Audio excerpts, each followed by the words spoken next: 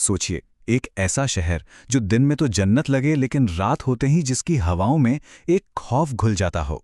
Spain के एक ऐसे ही छोटे से शहर में एक कहानी दफन है, मृत दुल्हन की कहानी। तो चलिए आज इसी दिल दहला देने वाली कथा को करीब से जानते हैं।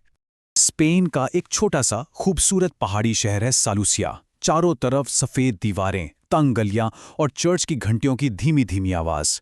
दिन में देखें तो लगेगा जैसे किसी पोस्टकार्ड से निकल कर आया हो। लेकिन इस खूबसूरती के पीछे एक बहुत गहरा अंधेरा राज छुपा है, क्योंकि जैसे ही सूरज ढलता है इस शहर की पूरी पहचान ही बदल जाती है। हमारी कहानी का हीरो है 19 साल का माटेओ गुरेरो। वो आर्किटेक्चर का एक स्टूडेंट था जो पुराने यूरोपियन शहरों की इमारतों पर रिसर्च करने के लिए सलोसिया आया था। उसे क्या पता था कि इस खामोश से दिखने वाले शहर की दीवारें सिर्फ पत्थरों की नहीं बल्कि सदियों पुराने डरावने राजों से भी बनी हैं। ऐसा लगता था जैसे सलोसिया की दो अलग अलग जिंदगियां हों।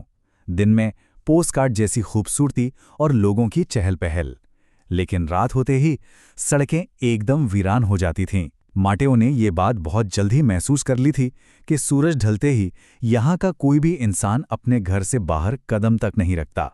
अपनी रिसर्च करते करते माटेओ पहुंच गया शहर के पुराने चर्च से लगे हुए कब्रिस्तान में।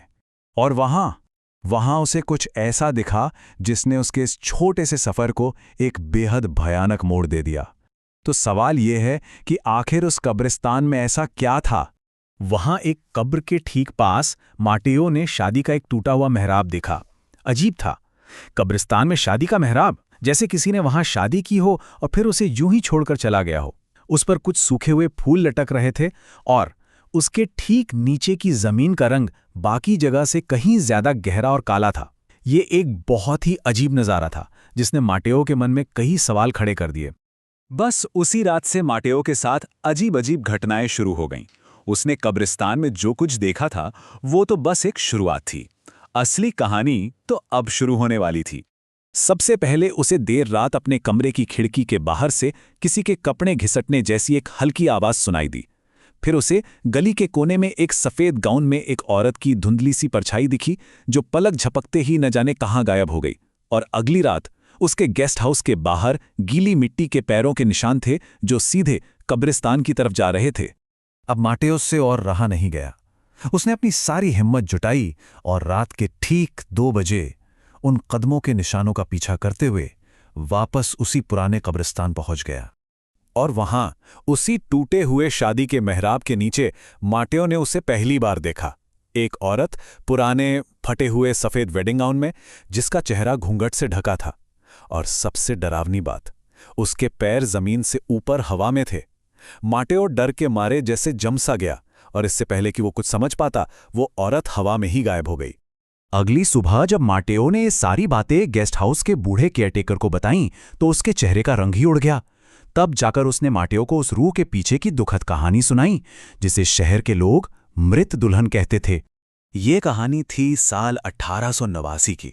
इजाबेला नाम की एक दुल्हन शादी के मेहराब के नीचे अपने दूल्हे हावियर का इंतजार कर रही थी, लेकिन वो कभी नहीं आया। वो किसी और के साथ शहर से भाग गया था।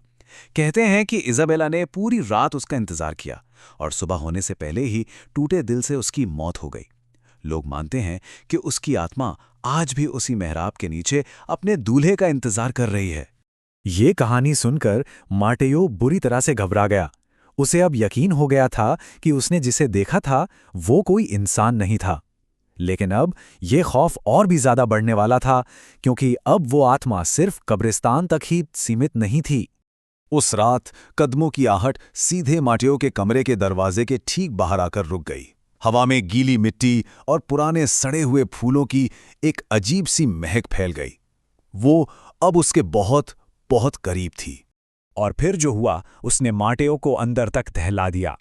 दरवाजे के नीचे से एक परछाई दिखी, फिर दरवाजे का हैंडल अपने आप धीरे धीरे घूमने लगा और फिर दरवाजा एक झटके से खुल गया। सामने कोई नहीं था, पर जैसे ही माटेओ ने राहत की सांस लेने की कोशिश की, उसने अपनी खिड़की के बाहर उसी भयानक औरत को खुद को घूरते हुए पाया। माटेओ की समझ में कुछ नहीं आ रहा था कि आखिर ये सब उसी के साथ क्यों हो रहा है। वो आत्मा उसे ही क्यों निशाना बना रही है? इस सवाल का जवाब पाने के लिए वो सुबह होते ही सीधे चर्च के पादरी के पास पहुंचा। पादरी ने उससे पूछा कि क्या वो कब्रिस्तान से कोई चीज अपने साथ लाया था, और तब माटियो को याद आया, हाँ, उसने उस टूटे हुए मेहराब से कुछ सूखे फूल उठाए थे। पादरी ने बताया कि यही उसकी सबसे बड़ी गलती थी। उस आत्मा को लगा कि उसका दूल्हा आखिरकार उसे लेने वापस आ गया है। पादरी की ये चेतावनी एकदम साफ थी। माटेओ की जान अब खतरे में थी। उसे उसी वक्त सालुसिया छोड़कर जाना था, वरना वो मृत दुल्हन उसे अपना बना लेती। ये सुनते ही माटेओ का दिल दहल गया। उसने फौरन अपना सामान पैक करना शुरू कर दिया। उसे किसी भी हाल में उसी रात सालोसिया से निकल जाना था, लेकिन शायद किस्मत को कुछ और ही मंजूर था। माटेओ जल्दी जल्दी अपना सामान पैक कर ही रहा था कि मौसम अचानक बदल गया।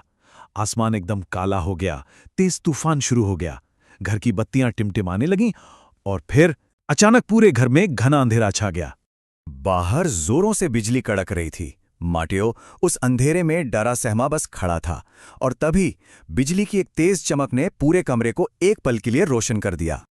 उस एक पल की रोशनी में माटेओ ने जो देखा, उससे उसकी चीख निकल गई। वो मृत दुल्हन ठीक उसके सामने खड़ी थी। कुछ घंटों बाद जब केयरटेकर वहां पहुंचा तो बहुत देर हो चुकी थी। माटेओ का शरीर उसी कब्रिस्तान में, उसी टूटे हुए शादी के मेहराब के नीचे मिला, जो पूरी तरह से गीली मिट्टी से ढका हुआ था। उस दिन के बाद शहर के लोगों ने ये मान लिया कि मृत दुल्हन की आत्मा ने आखिरकार अपना दूल्हा ढूंढ लिया था, और वो माटेओ को हमेशा हमेशा के लिए अपने साथ ले गई। क्या आज भी वो आत्मा उसी मेहराब के नीचे किसी नए शिकार का इंतजार कर रही है?